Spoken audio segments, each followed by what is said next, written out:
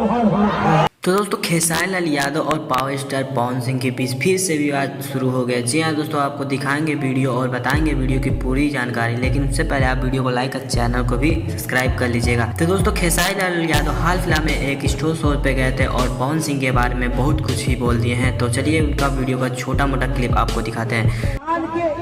क्षमता होकर चाहिए कि अपनों घर पर सोहर हो। तो दोस्तों वीडियो में आपने देखा जैसे खेसारी लाल यादव ने बोला है कि पवन सिंह बुढ़े हो गए हैं और वो अंकल दिखते हैं। तो दोस्तों इस पर पवन सिंह ने क्या कहा है, चलिए वो वीडियो भी आपको दिखाते हैं। तो दोस्तों दोनों वीडियो आपने देखा था। दोस्तों पवन सिंह ने भी कहा है कि खेसारी लाल आज ही पैदा हुआ है और उसमें मैंने सोहर भी गाया है। तो दोस्तों भोजपुरी इंडस्ट्री की इन दोनों सितारों आपस में लड़ते ही रहते हैं, जो कि अच्छी बात नहीं है। तो दोस्तों आप भी किसके फैन हैं और किसकी तरफ है, तो नीचे कमेंट करके जरूर बताइएगा। मिलते हैं नेक्स्ट वीडियो में, तब तक के लिए जय हिंद।